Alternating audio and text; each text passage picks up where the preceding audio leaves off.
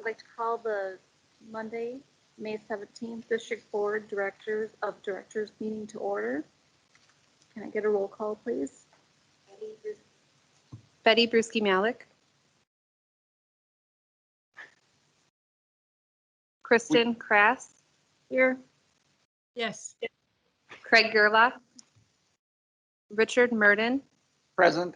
Linnea Miller. Here. Gordon Shallow. Here. Charles Spargo. Here.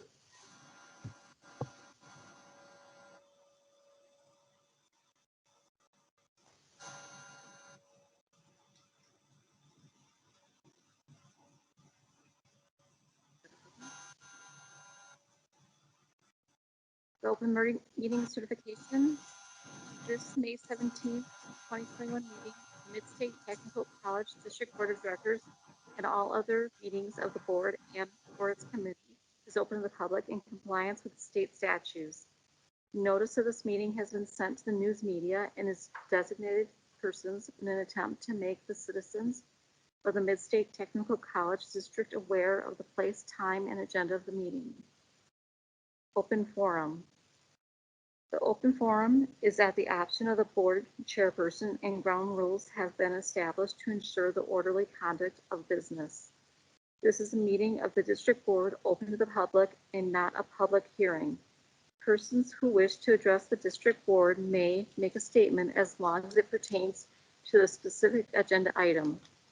Individuals should not expect to engage in discussion with members of the district board. The district board chairperson may or may not respond to the statements made. Do we have anybody here?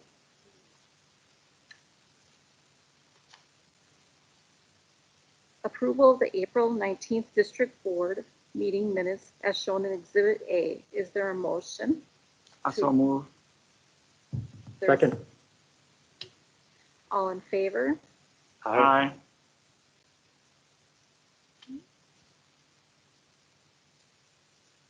I need an approval of the May 6th Finance and Infrastructure Committee meeting minutes as shown in Exhibit B. Is there a motion? So move. This is Betty. Is there a second? I'll second it. All in favor? Aye. Aye.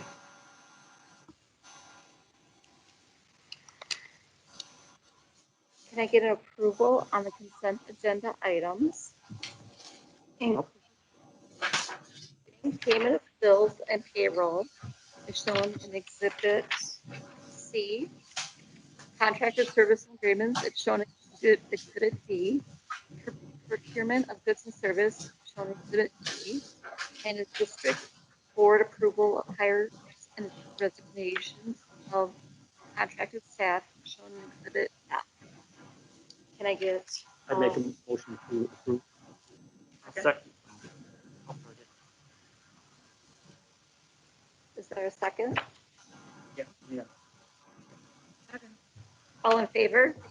Aye.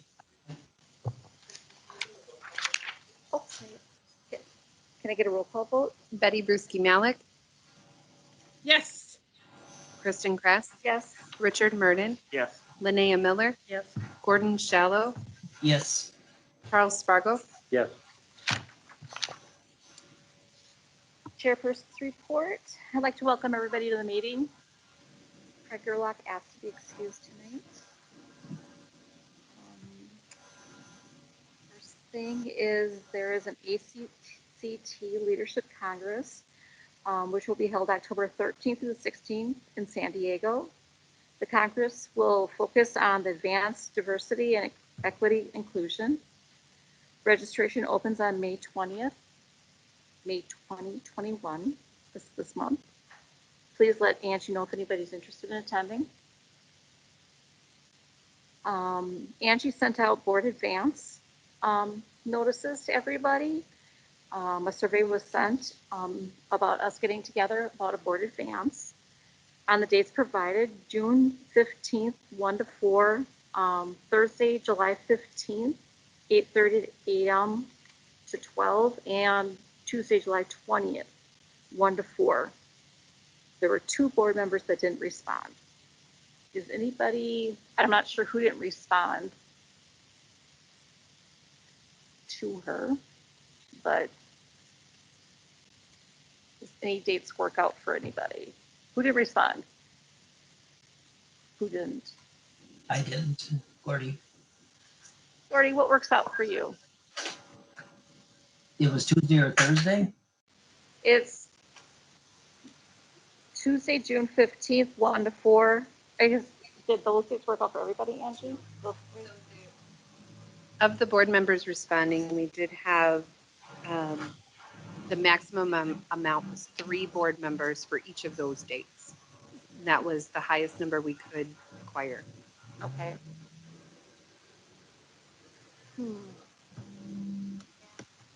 So I know what that means, Kristen, if that's, you want us to look at some different days, or if you, I would guess you want the majority of the board to be there. So, I think we want the majority of the board to be there. so if you would like, I could work with Angie and we would try to, I'm guessing because of vacations and so forth, I think we were trying to be respectful of your time. Maybe we will need to do it before a board meeting versus maybe a separate day or something like that. But if it's okay, we'll take another shot at it. And maybe Angie and I can work with you, Kristen, and we'll come up with some additional days. I think Kristen's preference is to try to do it as soon as we could. So, we can continue to do that. But if you only had 3 people for June 15th, Right. Is yeah. it everybody's preference to do it before a board meeting to get it all done? I'd Okay. rather not. I can't. You can't, okay. Time of day, is it a preference? Morning, afternoon, Morning. morning? I guess I can do it anytime, so. Okay, So can I. okay. Maybe morning. And I guess, Kristen, would you like us to look at a board day or would you prefer not to look at a board I day? can, if it works out for anybody else, I mean, I can do it anytime. Okay. Well, we'll just do a sample again. We'll do a sampling and see what we can get. And I think it would be nice if we could at least try to get it done in June or July rather than going to August. I think that's so, Angie, we'll take another stab at that, okay? Okay. Is there anything that anybody wants to talk about in our board meeting? The advance? Yeah, in the board advance. Was this going to be a dual foundation one again or no? No, this is gonna be just our group. Okay. We thought to kind of just re-engage with this group to kind of come back together, and then definitely we will do a mutual one with the foundation in the future. But I think this is just to reestablish.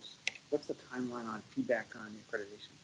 I'm hoping by our next board meeting in June that we will have the draft of what they will be sending in. We should have in our hands by June 1st. So when we get together for our June meeting, I should be able to share with you what the results are. But I think going through that would be an important endeavor. Okay. And I think the thought process for this board meeting was that we're kind of disconnected a little bit, some of us are, because we've been through Zoom meetings for so long. And then it'd be nice for us to get together as a board and reconnect with ELT and just us as a board again. So if there's any topics that we want to talk about without the foundation together, just to get together and get our bearings. And if that's to talk about accreditation or anything as a board. We also thought that maybe a topic you might be interested in would be, since especially at the national level, the conference is going to talk about diversity, equity, and inclusion, that we would put something together just as an 101 of what we're doing here at Midstate, because we have very much taken all of our efforts and have made it a much more inclusive task force now. So we thought you might be interested in what we're doing specifically around DEI, because I know that has been a District Boards Association topic as well. So that was one that we were suggesting from a college standpoint to inform you about what we're doing. I'd be interested also in what WPCS or ACCT or whatever perspective on the progressing discussions about free college nationally. Yep.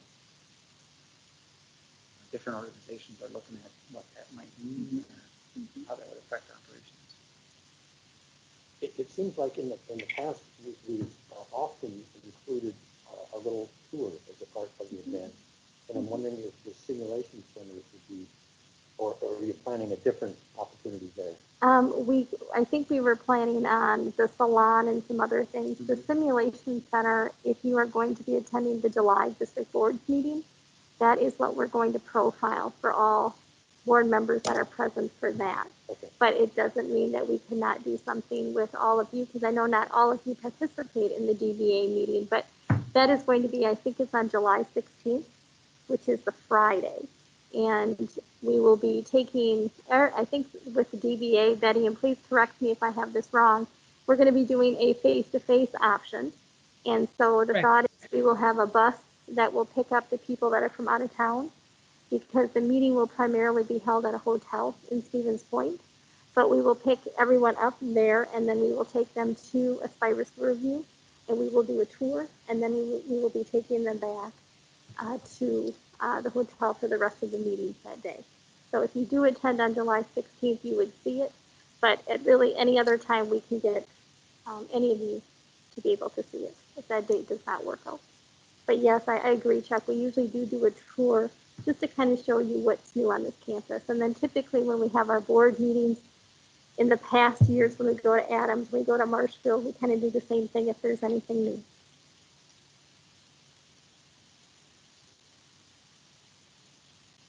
So I think we have some topics.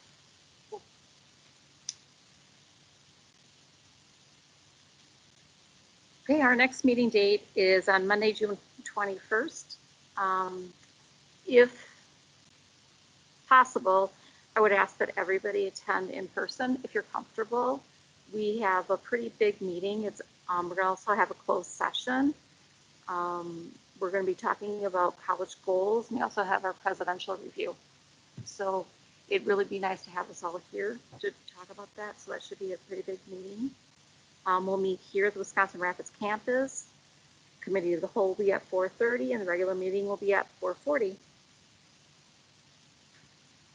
Anybody have any questions? Okay, with that, we'll go ahead with the foundation report with Jill Steckbauer.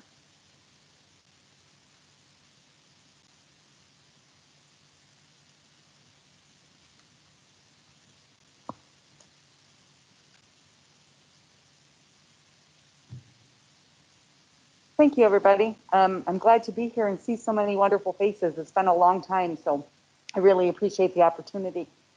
Just a couple of things. We are moving forward with our events for the foundation for this summer. We're doing only one golf outing this summer, and then our trap event, and of course our scholarship reception. We are following the CDC guidelines and also the COVID protocols that have been set forth by Midstate, and we're also taking into consideration the COVID protocols at the venues in which we're going to be participating. So we're hopeful that it will go off without any hitches and so forth, but we're really excited that we're able to host those events. The summer golf outing is June 21st, which is of course your next board meeting. However, we are getting a number of teams in and so forth, so we're really excited about that. Activities, even through COVID, we've been very busy with a number of activities. Our high school scholarship ceremony, we have 10 different presentations we've awarded to 31 different students in 10 different schools this year. We had 102 applicants from our high school population this year compared to 92 last year. So we had an increase in 10, which is really good. That's an indication that outreach is doing an amazing job in our high school. And even with the COVID, with them not being able to see students face to face, they've done a great job to get them registered for scholarships. So we're really excited about that. One of the things that I'm really proud of is even during COVID, our employee giving campaign back in February generated about $3,000 more this year than it did the previous year. We had a 2% increase from 60% last year to 52% this year. And that just goes to show that our entire community internally and involved really care about what we do in the foundation. So I want to thank everybody in regards to that. Without them, we wouldn't be able to do half the stuff that we do. So thank you very much on that. Updates, just so you know, our foundation board will be starting to meet in person starting in July with our July board meeting. We are going to offer a virtual option for them, similar to what you're doing, just in case there's anybody that's not comfortable with the in-person meeting yet, but we're looking forward to that. In addition, we are actually starting our strategic planning process for the foundation. We had done our strategic plan it's been 4 years ago, and then we had a 1-year strategic plan. So now we're going to do our strategic plan to, I guess, complement what the college is doing.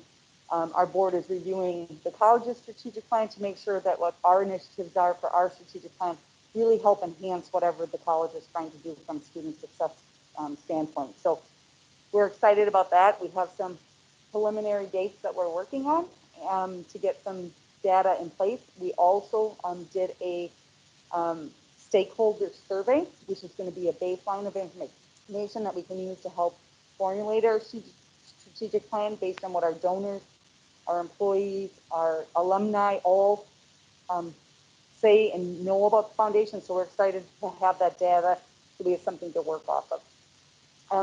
We are, just so you're aware, are still working through our policies and procedures and bringing them up to date. We have finalized our scholarship and grants policy and procedure and also updated our spending policy. The next thing we'll be doing is reviewing all of them to make sure that they're all cohesive in nature.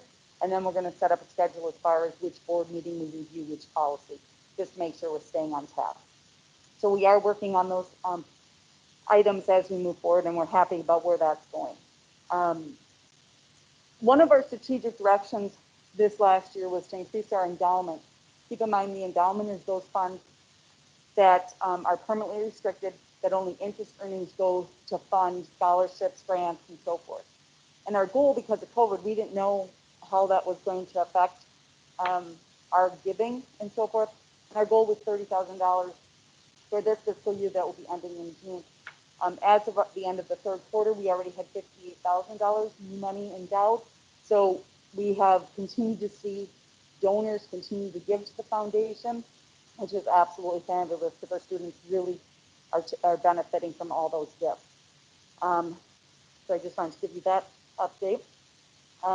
Also new is we did finalize the donor wall down in Adams.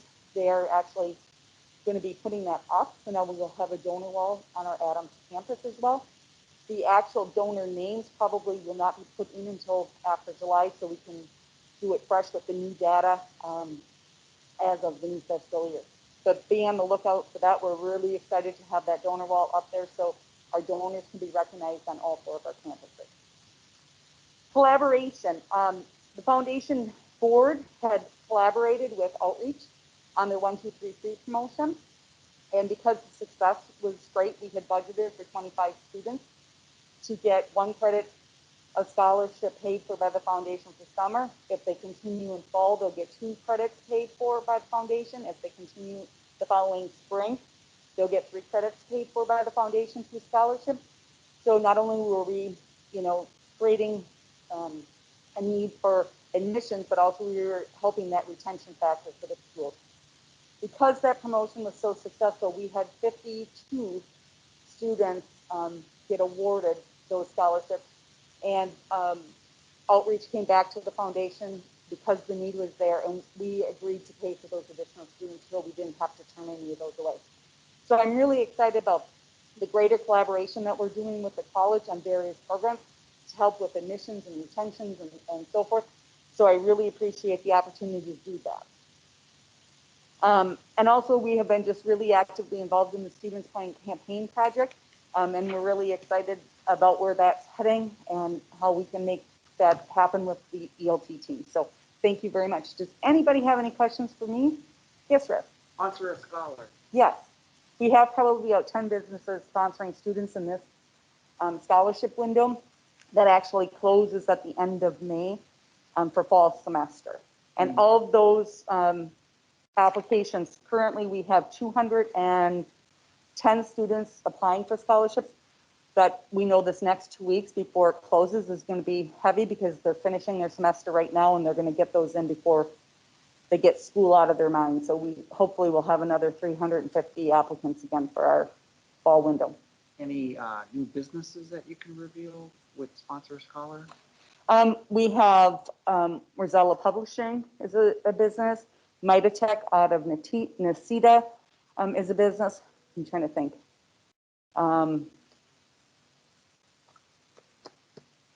Those are the two that just came to mind. Sorry, I don't have those memorized. But yeah, so that is going strong as well. We're having a couple meetings this upcoming week with businesses that are interested in it. So They sure have been.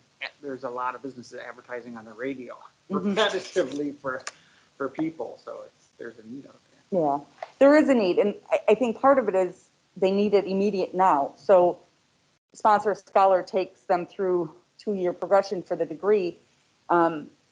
And they're weighing their options. You know, I need somebody now. Can I wait those 2 years to get it done? The businesses that have sponsored have come back. So we've now sponsored a second and third student for some of those businesses. So, which we're really excited about. Any other questions? Thank you very much. Thank you, Shelley. Okay, we'll move on to the President's Report with Dr. Shelley Mondig. Wonderful. Thank you, Kristen. So just a few updates for you all. In the back of the room, we have a new face that we want to, this person introduce you to tonight. So I'm going to turn it over to Bobby.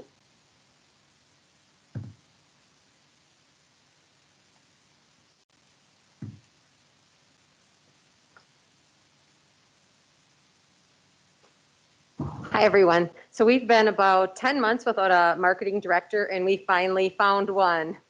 So tonight, I'm really privileged to introduce John Eric Hoffman. He is our new Director of Marketing and Communications here at the college.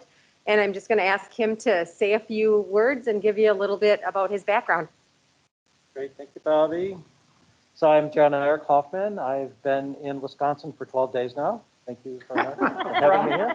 I moved here from outside of St. Louis, Missouri, where I was working as a global marketing manager for a company called Air Products and Chemicals, which is a large global company, 50 countries, 18,000 employees. Had the privilege of working with some great folks, both in the U.S. and overseas. A big portion of my responsibilities were overseas in Europe and in Asia. I'm coming to you as a returned Wisconsinite. I grew up in Kenosha. My dad, who's 93, is still living in the house we grew up in there. So I'm blessed with longevity. I went through UW Parkside, transferred to school in St. Cloud, Minnesota, got an engineering tech degree there. And then I got my master's degree in marketing at Webster University in St. Louis, about 15 years ago. So I've been in industry most of my life. It's great to be here at Mid-State College. Everybody's been fantastic. Bobby seems to think that I have a tremendous mix of experience and knowledge that I'm bringing to the team that's going to be a little different. And hopefully I can inspire my team to do some really fun stuff. But I'm really looking forward to working with everybody here and writing the next chapter. Should be exciting. Welcome. Thank you very much. John Eric, we're so happy to have you here. I know yesterday with our graduation, he was just running all over, taking pictures, and I just loved your enthusiasm and just thank you. Right. Thank you very much. I was telling everybody, if you're wearing a tie and carrying a camera, you can go anywhere. No one will bother you. If you ever want to break into any event, just carry a camera with you. You'll be fine. Well, welcome again. Thank you very much. Thank you, guys. And then we have some faces that we are going to be saying goodbye to because we have 8 retirements that we want to recognize.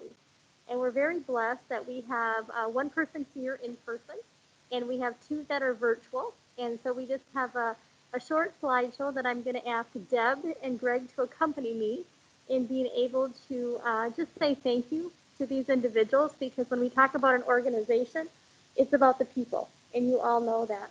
So you will find that the 8 retirees, they have 140 years that they have been with Mid-State. So if we can go to that slide. So Pam is one of our full-time instructors with medical assistant, has been here 20 years. And I think, Pam, you are with us tonight virtually. Are you able to turn on your camera? Because I would love to be able to have you say a few words, but I think Deb wants to say something about you first. So Deb? I do. Thank you very much, Shelley. Pam has provided 20 years of dedicated service to the medical assistant students at Mid-State Technical College, not only as a lead instructor, but also as program director. Her knowledge, attention to detail, and clinical relationships has been invaluable in strengthening the MA program and maintaining the stringent accreditation of that program. She's been a strong mentor for new instructors, not only in the MA program, but for any faculty needing guidance. So Pam, are you with us? Can you turn your camera on? I'm hoping that you are with us, and we'd love to give you an opportunity to say a few words if you would like to.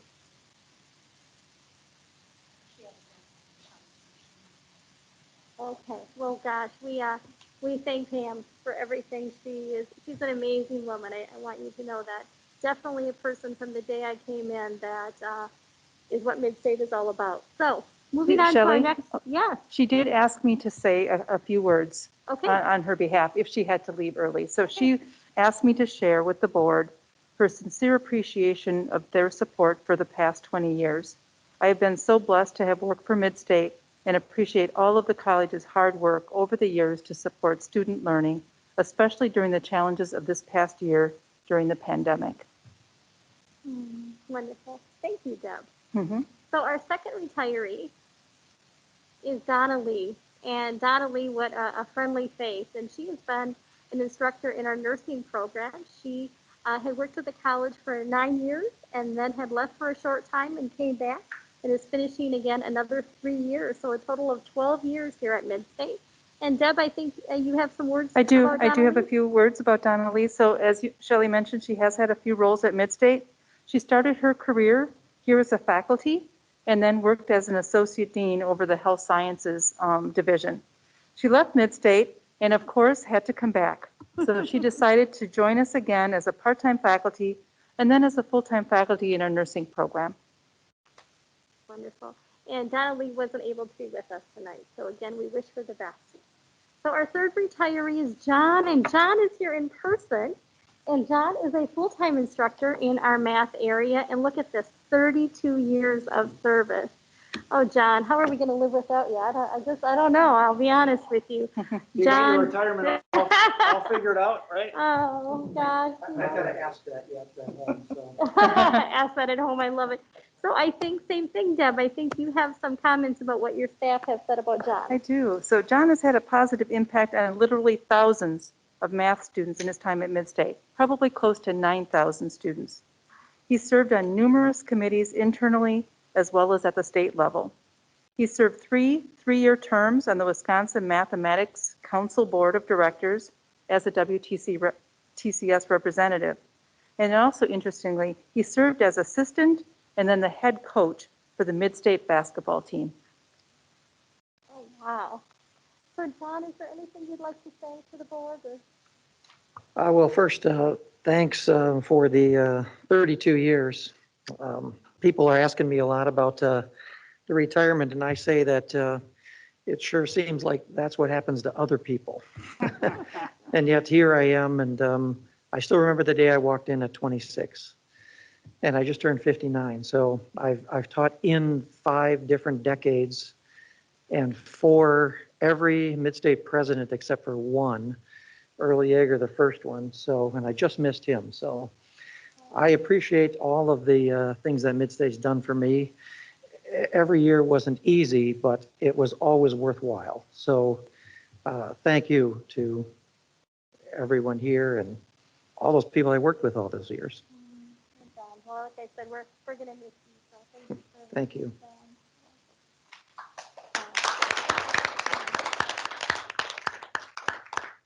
You probably understood that whole budget thing being a math teacher, so I probably could have given me a little lesson, John. Okay, so moving on to our next retiree. This would be Sandra Nichols. And Sandra is a full-time instructor in our communications area.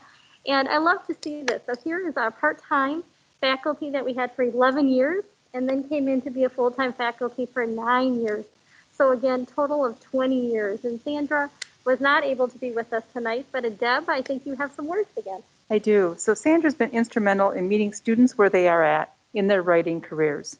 She began working with students through adult basic education and then moved into the communications department full-time. Thank you. So again, we wish Sandra the very best. Our next retiree is Linda Olsen. Linda is going to be so missed. She is a full-time instructor in our nursing program, and you know how excellent our nursing program is.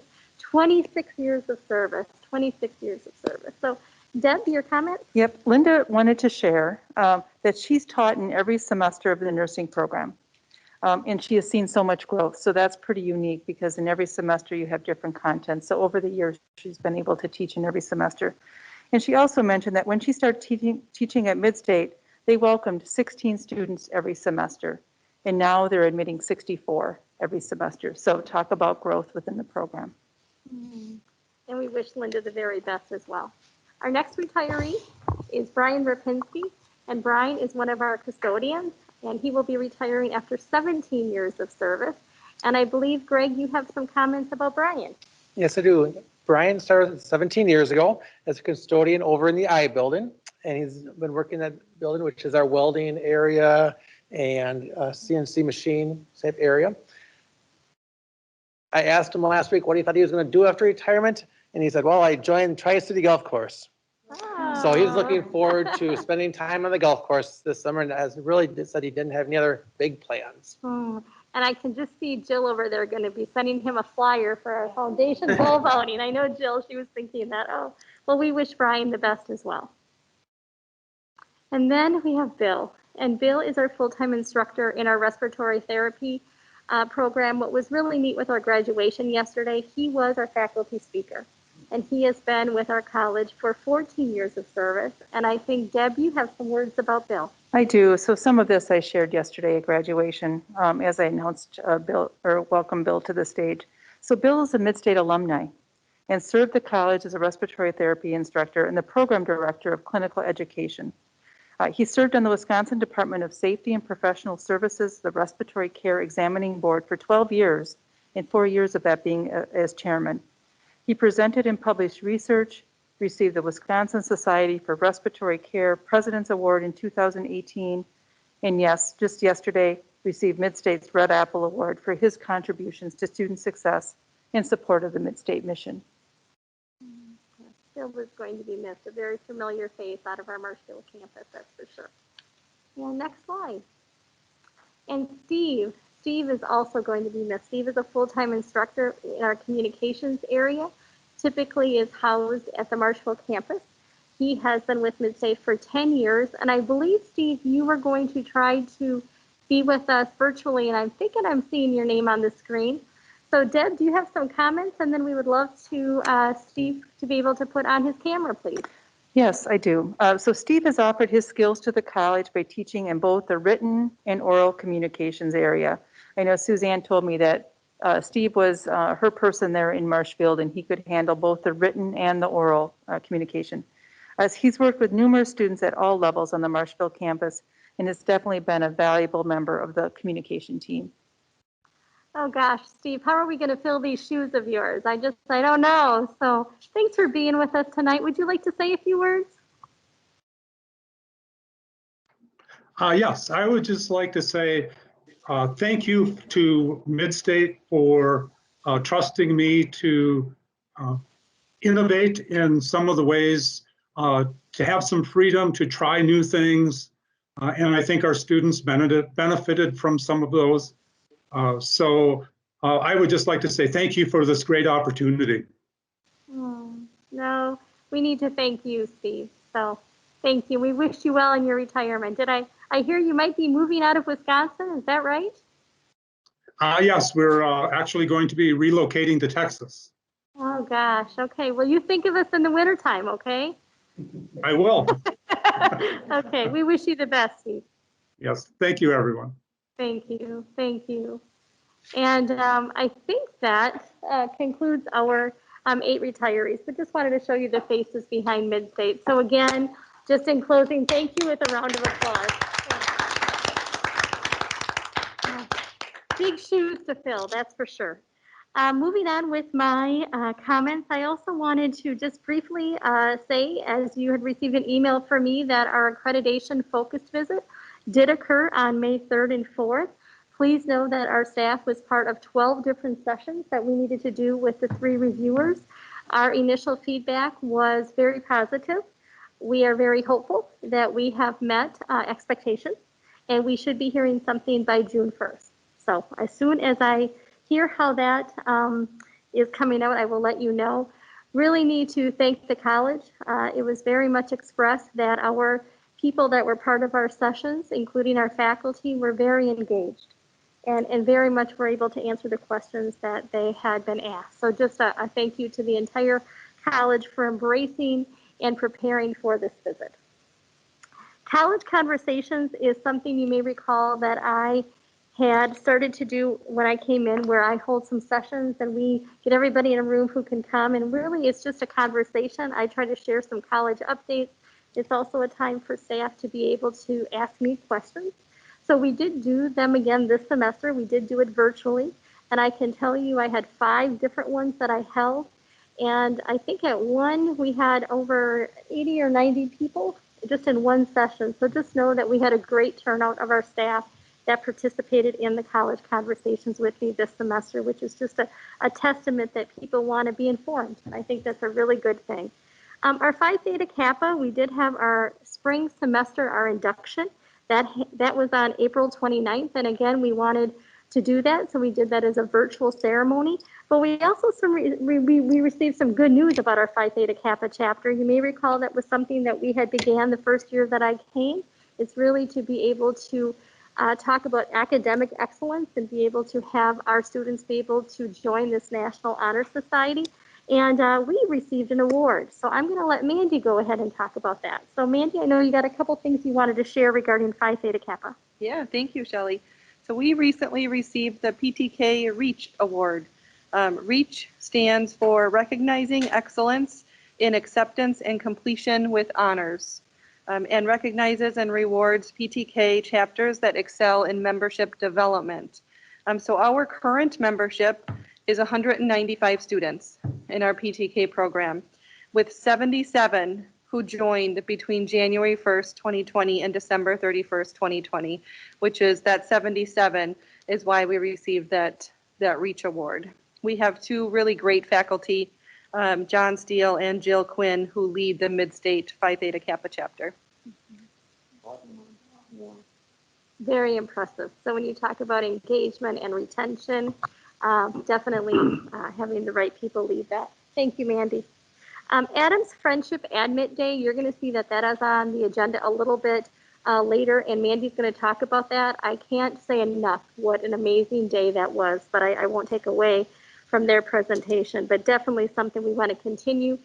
Had another college president reach out to me and say, boy, my board member saw this and is asking why we're not doing something like that. So just, anytime you can be a leader like that. It was where we went to the Adams Friendship High School, and we actually, for all the seniors, we admitted them to Mid-State if they wanted to take this opportunity. Oh, and you have something. I was going to ask you about that because it was in the paper. Yeah. Oh, wow. I did. Would you like me to sign that? No.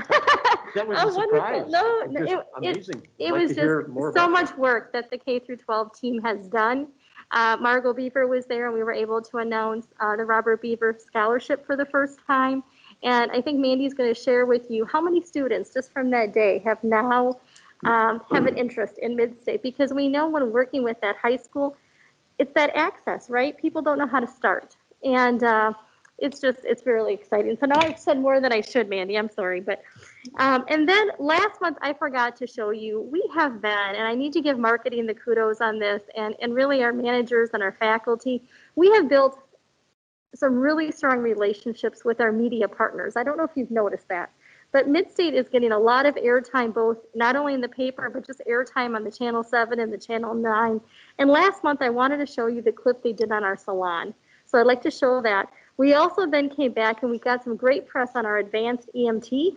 And we also had some graduation clip that Bobby is going to be showing you. But I'm just telling you, Mid-State is, there's a presence here. And that just does not happen. I want you to know that, especially when they have to pick and choose where they come. So let's run the salon clip first.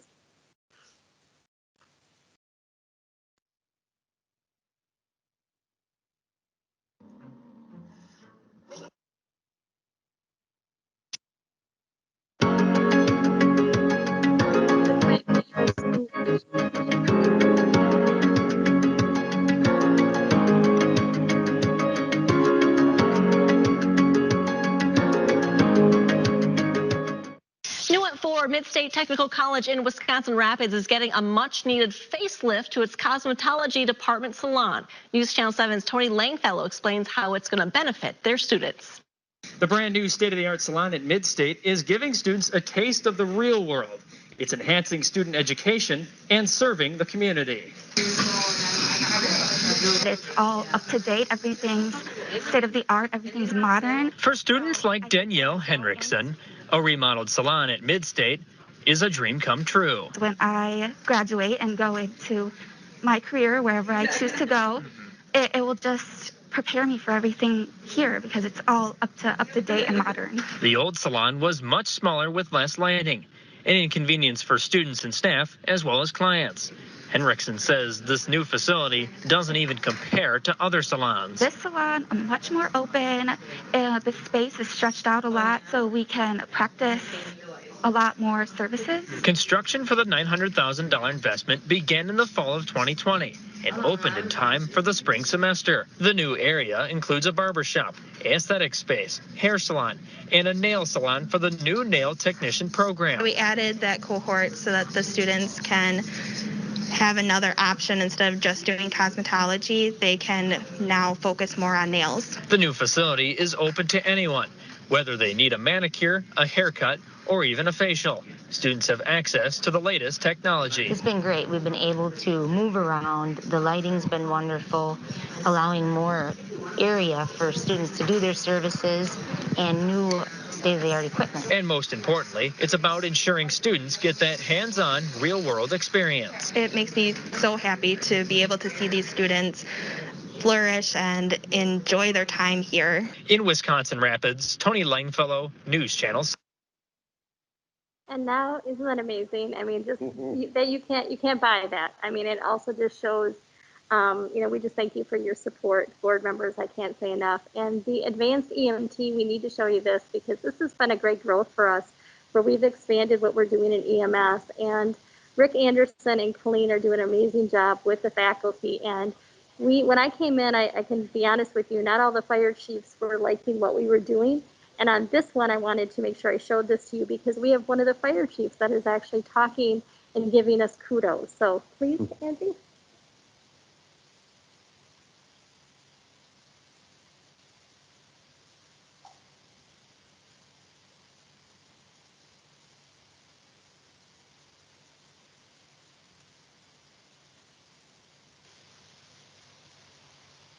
Prepare students interested in becoming advanced EMTs.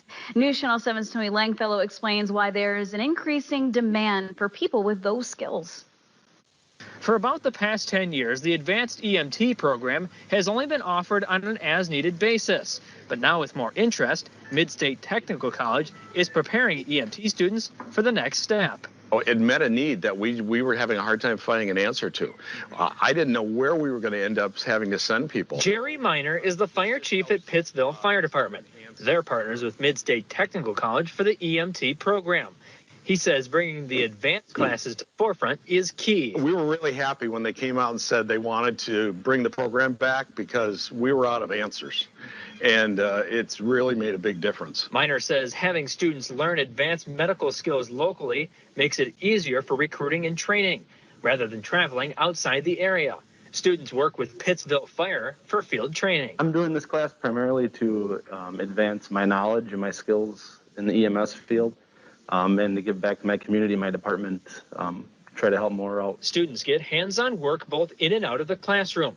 They learn about IVs, medications, critical thinking skills, and go into more depth of medical emergencies. Whether you're working with a paramedic and you're helping them with what they're doing, there's more things that you can now assist them with. The program creates a smooth pathway to becoming a paramedic if desired.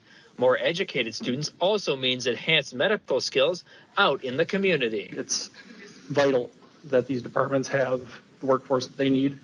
And this is one more way for us to be able to supply that. Now, the program is also offered at Wisconsin Rapids and Marshfield campuses. They hope to continue this program for future semesters. Reporting at Stevens Point, Tony Langfellow, News Channel 7. Those are the things that just make us smile. And then our graduation, just briefly yesterday, what an amazing day. The weather was beautiful. The attendance was, I would say, out of this world. It was over 180 graduates, families all over, people sitting on the grass, people brought their lawn chairs. It was really a great event. Just have a couple of pictures. We had the big unveiling of Grit that I don't want to steal Bobby's thunder, but just a couple pictures just to show you how vibrant this was. So our spring graduation, we could have elected to do it virtual. We did not, and it's really because kudos to the staff. So next slide, Angie. You will see that we did have the students really a parade with faculty involvement again, which we were so excited to do. Next slide, please. We just had to capture this because on to the next adventure. I think that really just says it all, right? Next slide. Why did we put that one in there? Go ahead. I don't know who that person is. Adrian is a student that is our WTCS ambassador. You're going to meet him this evening, but he did a great job being the student speaker. And look at that. So again, social distance, wearing masks. I mean, we really, the staff, what they did. So this is that first parking lot that you all park in. The students were up front. The parking lot was completely full. You will see the overflow parking that happened in the other parking lot. So just amazing. One more picture, I think. All the way back. Good. Just amazing. So again, we will be posting more pictures on our social media, but I just need to really say to the staff, we talk about exceptional service. This was an example. People were doing comparables, how other schools were doing virtuals or drive-ups or whatever. And I think Bill said it well when I sent out the email. I think I did CC you on that today, that we showed our students that we cared. And that's what we really have been trying to do. We went over what we needed to because the students deserved it.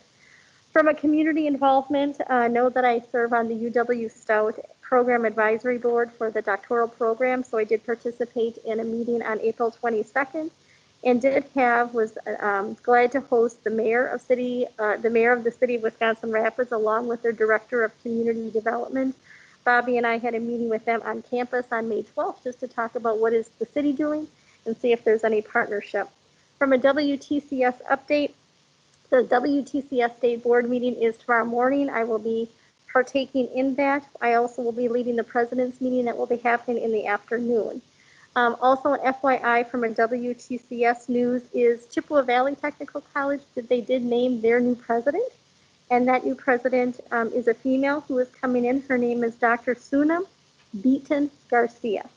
So we're excited to meet her. She is coming from the Coconut Creek, Florida area. And then also the WTCS held their ambassador banquet where again our student Adrian was profiled.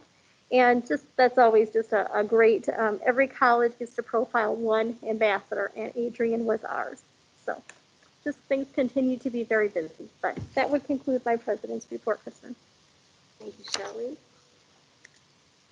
For committee reports, we're going to change it up a little bit. We're going to go ahead and start with the Human Resources and External Relations Committee with Linnea Miller. Okay, so we have one informational item on the Mid-State mascot with Dr. Bobby Gamble. Oh, sorry.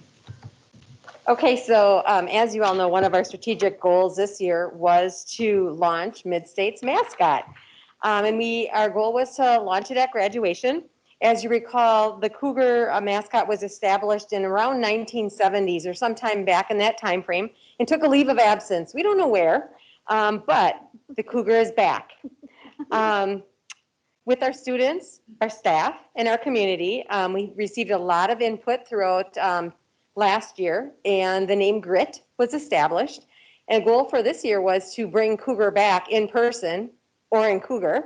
And so I want to share with you just a couple sneak peek videos that we launched over the past couple weeks, just to bring some suspense to our students and our community about Grit. And then we're going to kind of roll into the graduation video that Channel 7 taped. So if you want to hit it, Angie.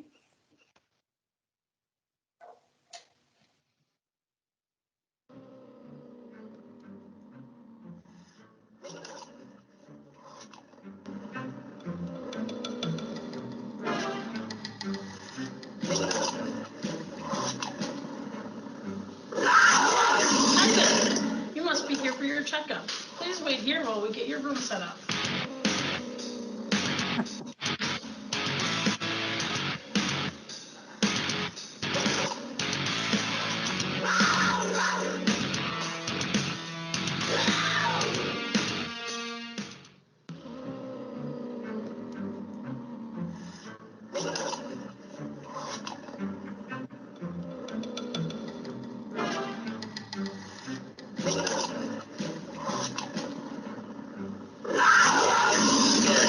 Didn't see you there. Your vehicle will be done shortly.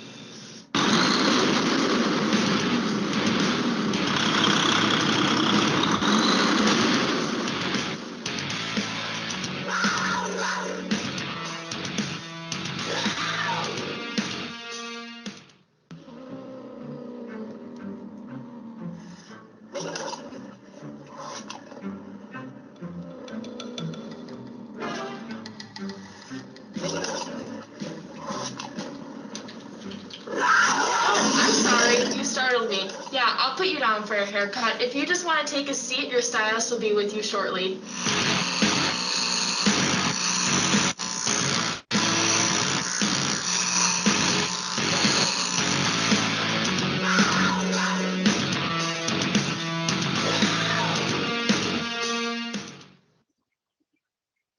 So as Angie pulls up the graduation, this was really a cross-college effort, from the tiny design features of the Cougar to staffing the Cougar and making all of the handling that goes along with that. So I really wanted to thank everyone that helped us, Mandy and I, really pull this off. It was really a lot of fun, and you'll see grit here at our graduation. We got some live time. At 10, a technical college in central Wisconsin, is honoring graduates from all of its campuses by hosting an in-person graduation. And the graduates, their families, and college staff weren't the only ones in attendance. News Channel 7's Sydney Hawkins went to the graduation and shows us the special guest who helped them celebrate. Students at Mid-State Technical College say Sunday's commencement ceremony made their journeys worthwhile. It means everything to me. It's been a trying year for the most part, and I feel like this celebration is a great way to boost not only myself but all the other peers around me to feel special about this event. 8 months of planning led up to the ceremony. That was for everyone's safety. I don't think we're over COVID yet, and we needed to make sure we do our part in doing what we can to keep people safe. So we have really a harm reduction protocol here, and we maintained that. I'm so proud of everybody, but we really did plan this day with that in mind. The ceremony concluded with a surprise for the entire community. Further ado, appearing for the first time in person for many years to come, your mascot, your fearless Cougar, your Grit. Can we give it up for Grit, everybody? Almost 200 students earned their diplomas today, and faculty and staff say, much like their new mascot's name, Grit is what got them to this point. The grit that I talked about in my speech, this is what all our students had. I think even if you're not a student at Mid-State, you've had to show grit this last year, and we really wanted to make sure we could celebrate our students, and we needed to do something, and we didn't want to just do a virtual celebration. So we have great staff, we adapted, and look what we have. We have hundreds of people here, which is just, the smiles on people's faces make it all worthwhile. In Wisconsin Rapids, Sydney Hawkins, News Channel 7. So without further ado, the first time meeting our board of directors is Grit. Yay.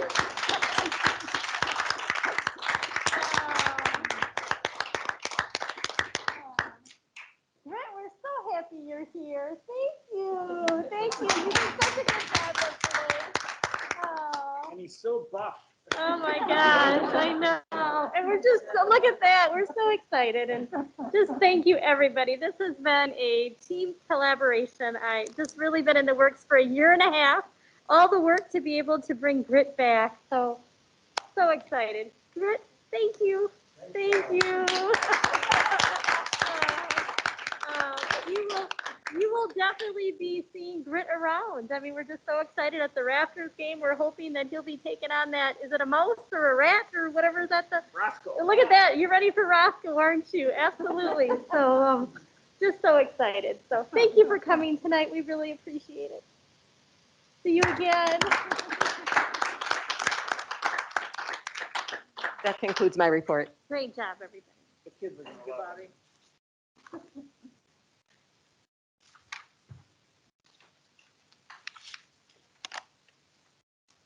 Okay, we'll move on to the Finance and Infrastructure Committee report with Charles Spargo. So beat that, Chuck. I'm not even gonna try. I will turn on my mic. Okay, on page 20, we've got the budget modifications made for the month of April. I think the only significant thing I wanted to point out here is that we've got a budget expense change that doesn't have a matching revenue change. We're essentially borrowing money from the next year to start capital projects a little early. So we're showing a deficit in the fund balance. We're borrowing from the fund balance in capital budgets to start that culinary project program requirements and the IT desktop computer requirements, get those projects going ahead of time. So we've got a net decrease in the fund balance. Going to page 21, you see the current budget with those modifications in place. There's very little change with the exception of the capital fund project. The two other modifications have equal revenue and expense impacts, so the fund balance doesn't change there. But for Fund 3, we see a decrease in the fund balance that will be made up next year when we get our revenue coming in on the bond issue that we'll be talking about a little bit later. Page 22 shows the current actuals for fiscal year 2021. We've got 3/4 of the fiscal year complete. 91.4% of our revenues have been received or recognized, and 79% of our expenditures have been made or accrued. The year-to-date revenue still exceeds expenditures by about $1.3 million, but for the month of April, our expenditures exceeded revenues by $2.25 million. So that $2.25 million that we exceeded expenses over revenue, you will see on the bottom, changes in fund equity, we dropped $2.25 million, but that's expected and normal. Often pointed out here in the expenditure category is the current expenditures, was what the college has the most control over. In Fund 1, we've recognized or expended 63.8% of the budget, and we've gone through 3/4 of the year. So we're underspending it. That's a good sign. It will either carry that way till the end of the year, or some of the expenditures will be caught up as we progress. Overall, every single category in the expenditures is right on track with 3/4 of the year, with the exception of the annual debt service fund, or excuse me, capital project fund that we've making significant expenditures on. I guess I want to point out too that we're at 91% of the revenue, 79% of the expenditures. By the time we get down to the end of the year, I don't know if we made this point before, but Greg kind of alluded to it. You see $4.5 million expenditures in capital projects. That's at 3/4 of the year of the budget. But we don't have a matching revenue above that. And that's because the bond revenue shows up in the line below it. So we're going to have total expenditures that exceed the revenue because we've got the bond money in the category down below. And then the next page just shows our balance sheet. Cash and investments are at roughly $24.5 million. The good thing about that is it's $3 million above where we were at this time last year. Any questions on the financial report, treasurer's report. Greg, anything to add on that? Okay. Next item, I'll let Greg handle, but it's the resolution authorizing the issuance of not to exceed $4 million in general obligation promissory notes and the setting the sale. That's in Exhibit H. Yes, thank you, Chuck. So to start out with our FY22 budget that we were discussing earlier, I had a slide that showed the financing plan for the college for FY22. And she's going to pull up shortly the financing plan for FY22 again, and you're going to see one slight change to our financing plan, not the dollar amounts, but the issuance of 2 bonds for the year instead of 1 due to our remodeling numbers that came in finally for final numbers. We can only borrow $1.5 million per in remodeling per borrowing, and so we were at like $1,544,000. So we were just over it, and we could not reduce it enough in order to get into one borrowing. So this year we'll have $1 million borrowing that will take place October, November timeframe. And on the screen you're seeing the $4 million, it's kind of the middle column there, or middle of the screen, the $4 million that we're looking for authorization for this evening. Now, if you look on the left-hand side of the screen, you're going to see the $1 million will have payments starting immediately. And on the middle portion of the screen, you're going to see it starting 3 years later. But if it's in one issuance, so if Andrew would slide off to the right a little bit, you'd see what it would look like if we only had one borrowing. Same numbers across that we're paying back. It's just that because of the 2 issues, we couldn't have it into one. So we will be paying principal immediately. It's more attractive on the $1 million to have larger payments back early than trying to spread out over 10 years. And so that's the strategy that the Barrett had provided us for this year, the 2 borrowings. Greg, I didn't understand the reason for the 2. Well, yes, we'll have 2 borrowings, one for $4 million. We're asking for authorization this evening, and $1 million, another borrowing in the October, November time. What's driving that, Rick, is that our total remodeling needs exceed the state statutory limit of $1.5 million in any one bond issue. Oh, within the bond issue. Within the bond issue. I got you. So we had to split that remodeling up into 2 different bond issues. Okay, I got you. Thank you, Chuck. That is correct. Thank you. Thank you.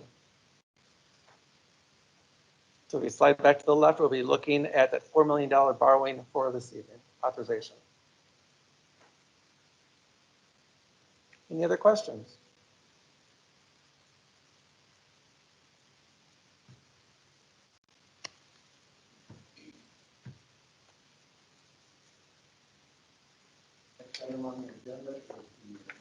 So I think we need a motion. Motion to approve the bond issue of the I would so move. This is Betty, second. We have a motion and a second. Is there any discussion? Angie, can we get a roll call vote, please? Betty Brusky-Malik, Yes. Kristen Kress, Yes. Richard Murden, Yes. Linnea Miller, Yes. Gordon Shallow, Yes. Charles Spargo. Yes. Okay, then the Marshfield campus parking lot and motorcycle training lot project would be Matt Schneider.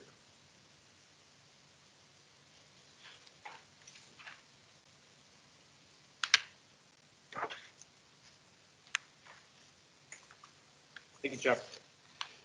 In our FY22 budget, we had accounted for the Marshfield parking lot and motorcycle training. We developed plans and specifications to the point of beginning, and we had a bid opening this last Wednesday. It was May 12th at 1 o'clock. We had 2 bidders that we received bids from, Earth Incorporated and Sunrise Trucking. There was a base bid and 2 alternates with that. And in both cases, the base bid and the cumulative base bid and alternates, Sunrise Trucking was the low bidder. As this was all officially done through WTCS guidelines and the bids were opened officially, and there were no discrepancies in the bids or anything that caused us any alarm. We are asking that the board tonight approve the winning bid to Sunrise Trucking in the amount of $329,866. That award is contingent upon state board approval, which I believe is happening tomorrow. Are there any questions? No. Okay. Thank you. Thank you. Do you need a motion on that? I need a then? motion on that. I'd move to accept the bid number 798 for Sunrise Trucking in the total amount of $329,866. Do I have a second? I'll second it. Any discussion on that? Angie, can you get a roll call vote, please? Betty Bruschi Malik, Yes. Kristen Kress, Yes. Richard Murden, Yes. Linnea Miller, Yes. Gordon Shallow, Yes. Charles Sprague. Yes. I believe, by the way, that the way this project was considered as remodeling is what tipped us over into the need to go over that 1.5 million thing. We didn't necessarily think to begin with that this was a remodeling thing, but that's, I guess, the way the state looks at it. Okay, next item on the agenda is an informational item, E911 update with Brad Russell. All right, thank you, Chuck, and good evening, everyone. In August of 2019, the FCC adopted rules for implementing 2 federal laws regarding emergency 911 dialing from multi-telephone systems, which is what Midstate has. These 2 laws are Carey's Law and Section 506 of Ray Baum's Act.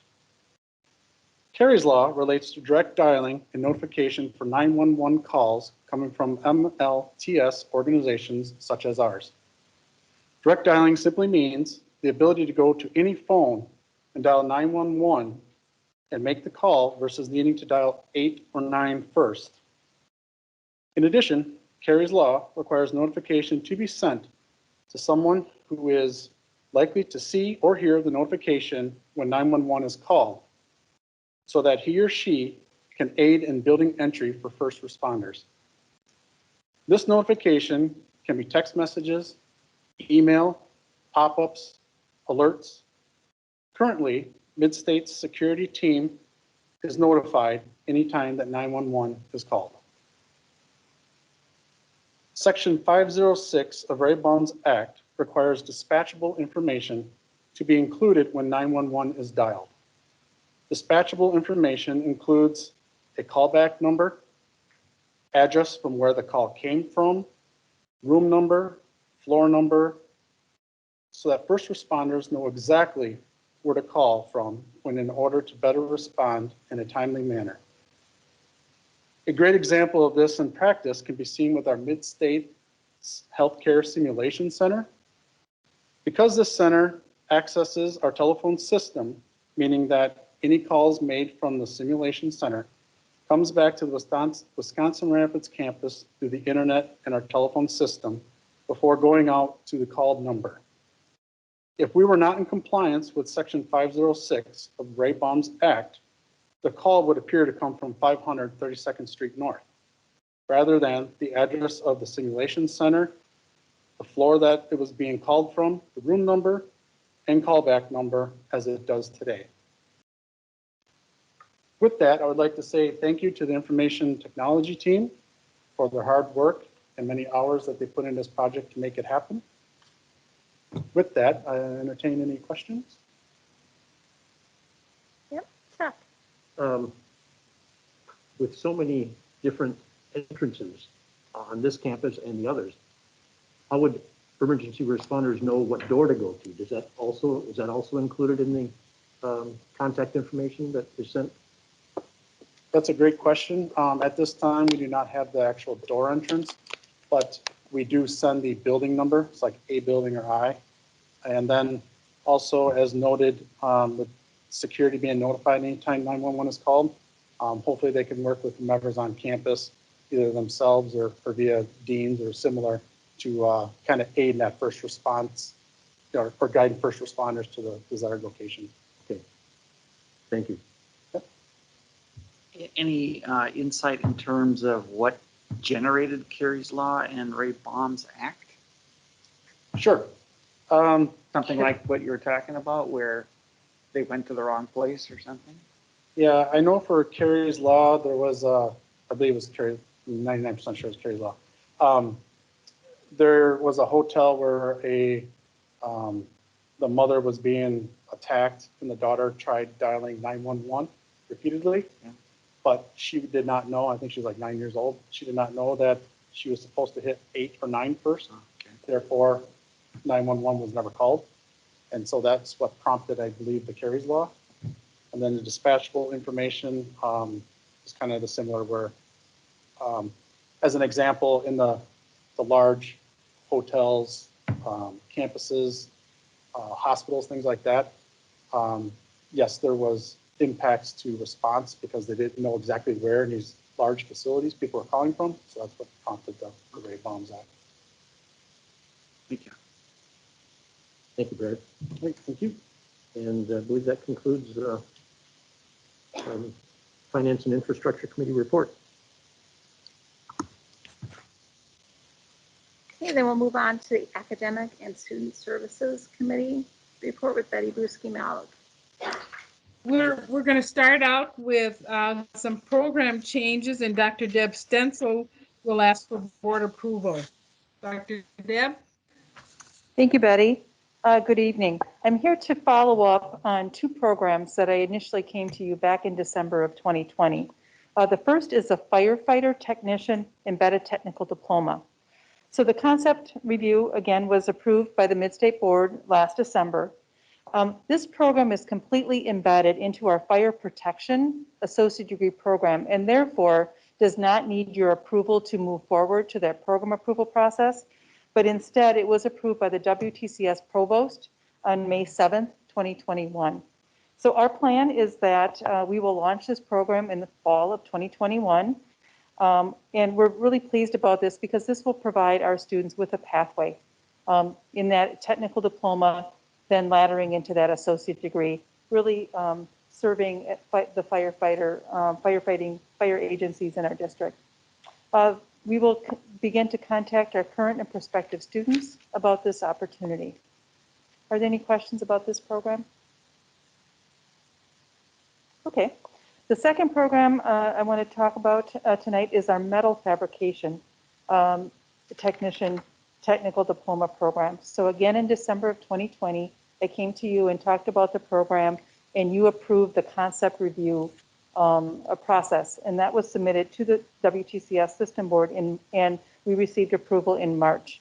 Just as a reminder, this is a 2-semester program, 33 credits that prepares graduates for jobs as a steel fabricator, a fitter, a mill beam fitter, a welding fabricator. The labor market analysis and electronic survey of our business partners and feedback from our welding advisory committee demonstrates strong demand for this program. In addition, since we were here back in December, we again received input from the advisory committee on the curriculum, and they again demonstrated strong support for the courses in this technical diploma. If approved, this program is planned to start in fall of 2022. Operational dollars will support the faculty, the curriculum development, and the equipment purchase needed to implement this program. We will also explore a WTCS grant for potential funding. We anticipate that there will need to be capital dollars needed for planned equipment purchases, and we would work through our normal academic capital process and consider these prior committed so that those funds are available. So I'm requesting that the Mid-State Board approve advancing the program approval documentation for the Metal Fabrication Technician Technical Diploma Program to the Wisconsin Technical College System. I have a question, Dr. Deb. Mm-hmm. Can we approve both of the diplomas in one vote, or do you want them separate?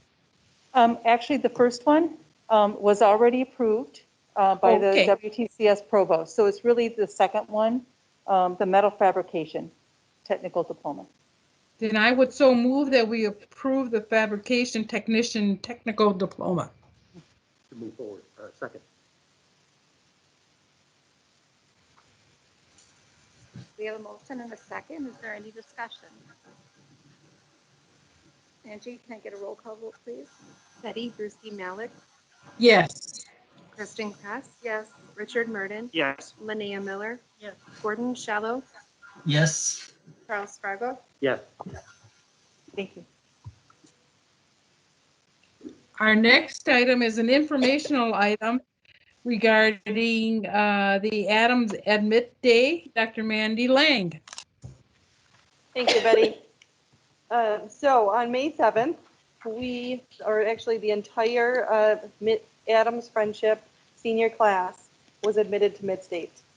This was 110 students, and the new effort, this is definitely something new, and it is something that we did in partnership with the high school to advance the statewide 60 Forward initiative, which you may have heard about. The 60 Forward initiative is a statewide joint initiative between the Wisconsin Technical Colleges, the UW system, and the Wisconsin Association of Independent Colleges and Universities to raise the post-secondary attainment rate to 60% by 2027. This day, it was just really exciting. It really was. It was a great event, and we were at the high school to celebrate the seniors on this day and their admission to the college. We also announced, as Shelley had mentioned, the Bob Beaver Memorial Scholarship, which provides a $1,000 scholarship every year to a graduate from Adams Friendship High School. And thankfully, Margot was able to attend as well. So far, we have 28 students who are interested in coming to Mid-State. And prior to the event, we were working with just a handful, 4 to 5 students from Adams High School. So this event and promotion and having the wraparound services to help has really boosted awareness and is helping them kind of think about Mid-State as their next step.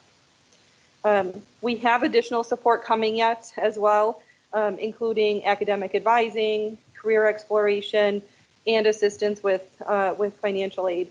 We had really great media coverage of this event. WAOW, WSAW, and the Wisconsin Rapids Daily Tribune as well. And then I may have missed one. Is there another one over there? Yeah, the local paper as well. Yeah. What's it called? Yeah. So we have a clip that Angie is going to bring up and that we're going to share from WSAW.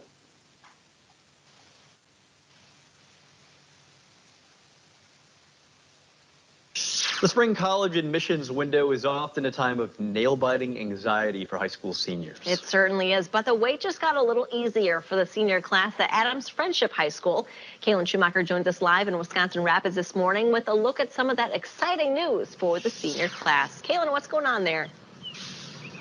Good morning, Emerson and Holly. There's a lot going on here in Wisconsin as the Mid-State Technical College works to help the numbers of post-secondary education in Wisconsin grow. And that's why they have told the graduating seniors at the Adams Friendship High School that they are all accepted for the upcoming 2021-2022 school year. And they hope that a lot of them are going to join them. Now, Mid-State says that the friendship between this high school and college has been a long-standing and great one, making this decision an easy one for the Tech College. This year, they have already admitted more students than they did in 2020, and that's because they are part of Wisconsin's 60 Forward initiative to have 60% of Wisconsin accessing post-secondary education by 2027.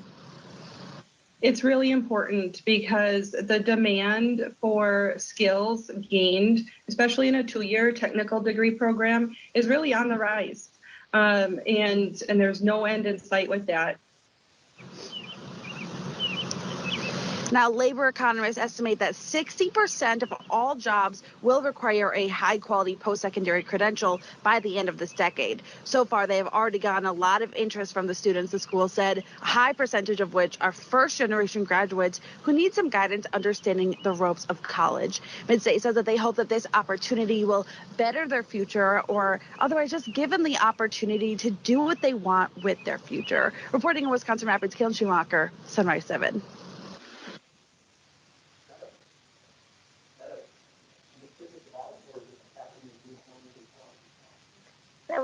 That was a mistake.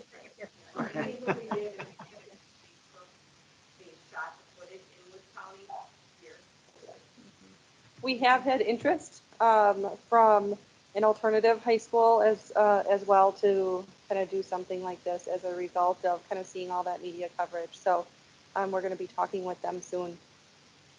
So can you talk about the logistics or the process? Yeah, how did it come about? How do we do something like this, and why not do it elsewhere? Yeah, exactly.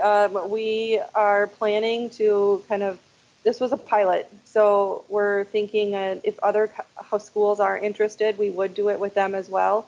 So process-wise, we just admit them. I mean, it's really that simple. And we're an open access college, so it doesn't impact anything else, any other students as far as not being able to get in. And we just admit them. We heard about an idea, thought we can do that, and we can do it better.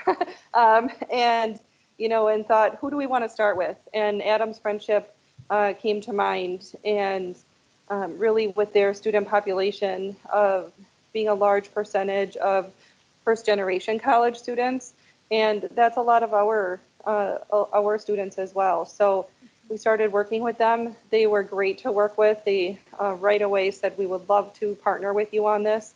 And that's how it got started.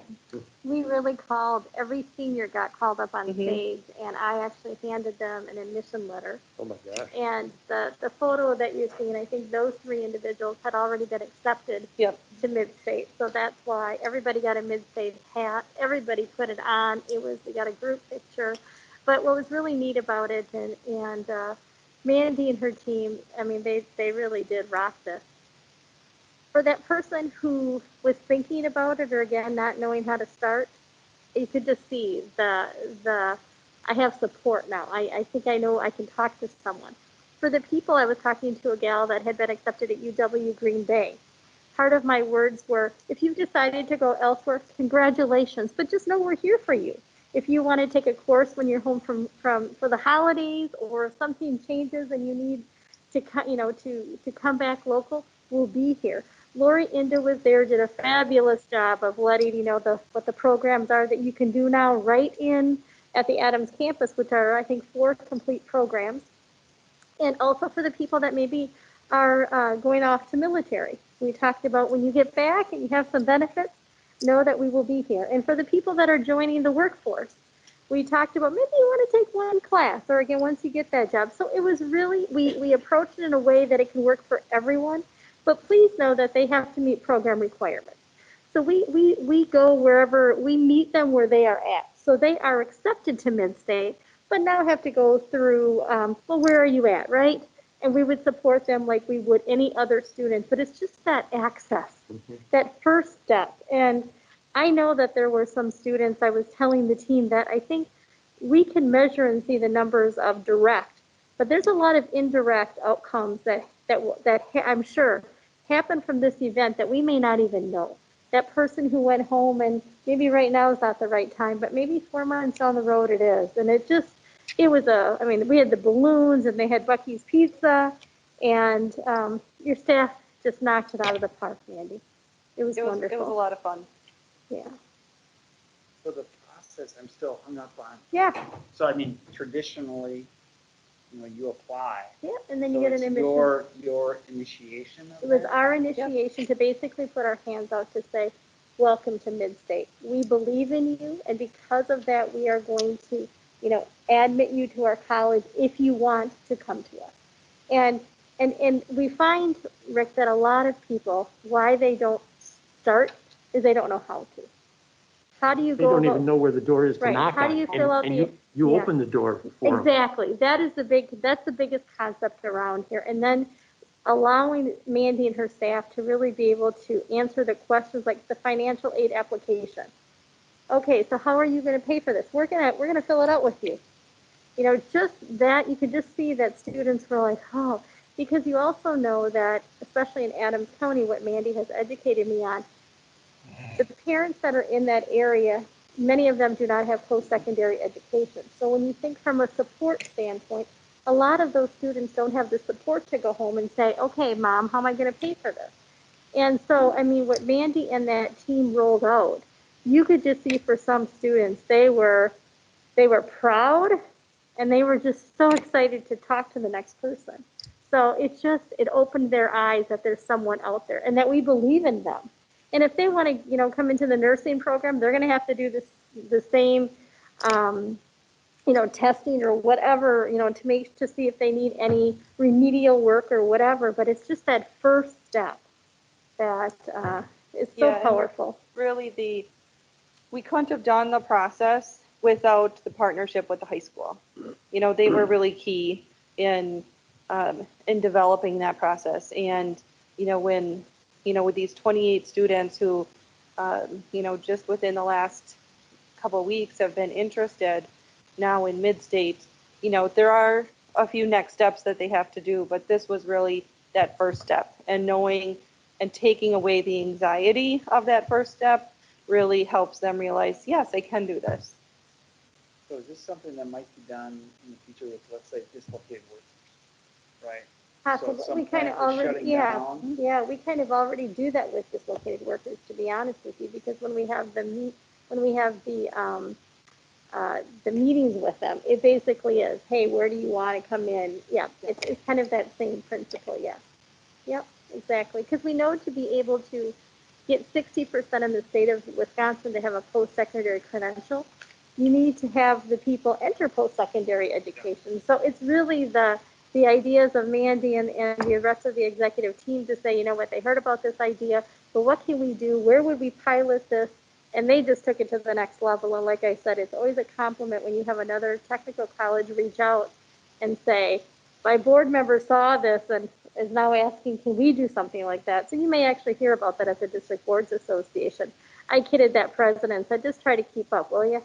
But, you know, we had a little bit of fun with that. But, I mean, just kudos, because Jackie Esselman and the team and the outreach, I mean, they were there. There was, you know, they had all the Mid-State colors, balloons. I mean, it was, even if you were going to UW-Madison, I truly believe you sat there and you at least know that if something doesn't work out, boy, Mid-State's a pretty cool place, it sounds like. And so just kudos. And I think that even if we would not have had anybody apply, it still was the right thing to do. And again, how do you know where that's going to influence, right? You just don't know. Great job. Good, thank you. My next two informational items are annual reporting requirements. So many of you have heard of these in the past few years. The first item is the FY21 out-of-state tuition remission annual summary. We have the ability to remit out-of-state tuition for needy and worthy students, and the Mid-State District Board has delegated this authority to me. We are also required to report this on an annual basis to the board. We have not remitted out-of-state tuition since we stopped athletics, and which was really over 15 years ago. So we didn't plan any remitted tuition for this year, and we didn't end up having any either. And then, as with the annual summary, we're also required to submit any requests to the board for the coming year. So my second item is the request for the coming year FY22, and based on our recent history with not having any needy and worthy students from out of state, we are not requesting to remit any out of state tuition for the 2021-2022 academic year. Any questions? The fact that this is going to go into the minutes, is that sufficient, or is a motion needed? in the event that you do have a request, can it be dealt with? Yes. Okay. Yep. If we do get a request, then that's why we do the annual summary at the end of the year, because if we do a request, I could approve that. Thank you. Thank you, Dr. Mandy. Thank you.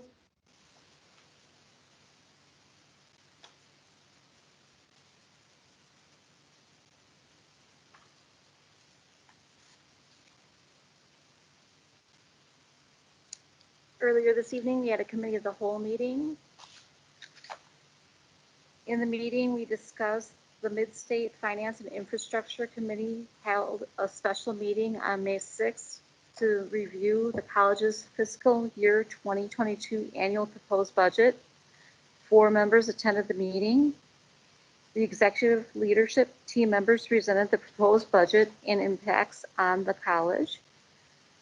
Greg Breckbauer, VP of the Finance and Facilities, presented the financial statements.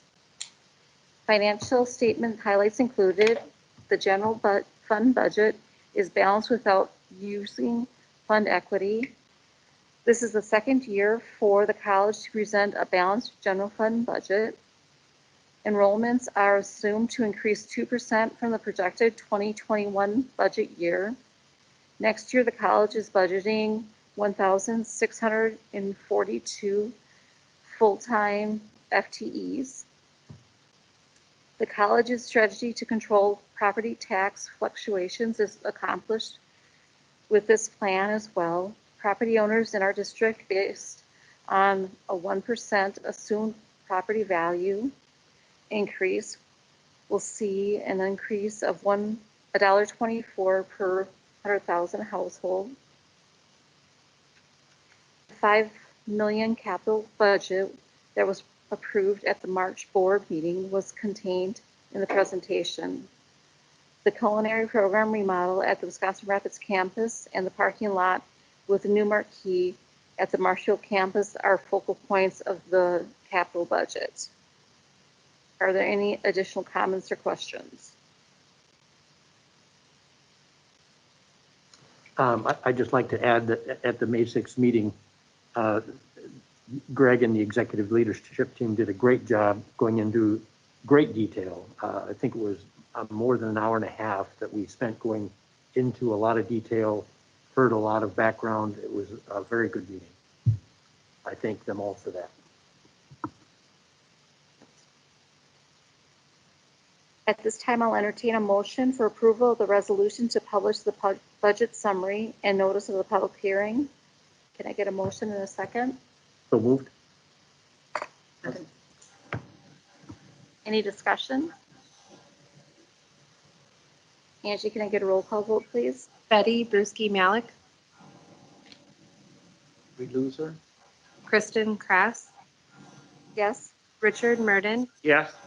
Linnea Miller, Yes. Gordon Shallow, Yes. Charles Spargo, Yes.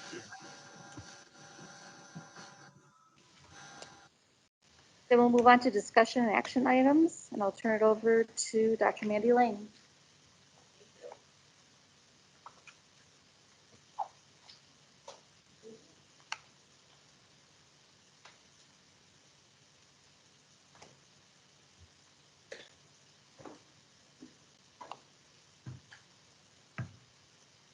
I have Adrian Rodriguez here with us, and Adrian is our 2021, too many 20s, student ambassador and statewide student ambassador with the WTCS.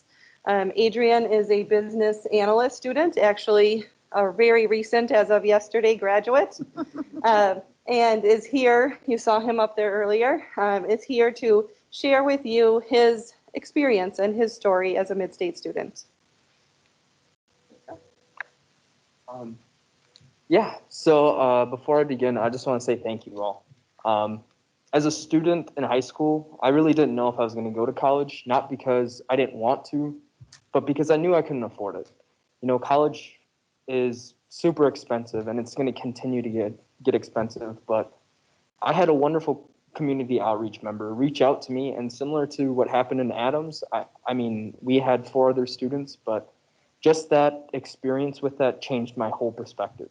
I was scared. I didn't know if I wanted to continue.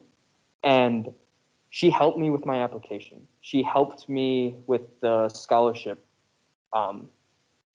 application as well. And it completely changed me. Like, I still had my worries about school, but it dwindled. It definitely made me more excited. It made me want to be a part of Mid-State, and it made me want to do something. And I try to achieve just that. So I want to say thank you all, because I'm sure there's other students. We can look at Adams, for example, who their lives are about to change as well. Because, like I said, I struggled really bad. I've worked at a grocery store since the age of 15, not because I wanted extra money, but because I needed to help pay bills. And seeing that Mid-State lent out that hand was just amazing. And I thank you guys for everything that you guys are doing and continue to doing. So thank you all for not only changing myself, but for future students to come. So what's next for you? Next, I want to continue on with my education.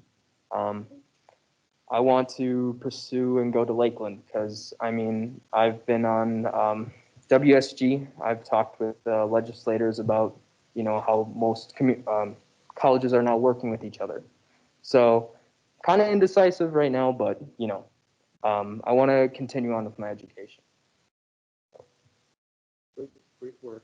Thank you. Thank you. I couldn't have done it without you guys. So I owe a lot of my achievements to all of you, because you guys have given me the platform to succeed. Maybe, but you did it. Thank you.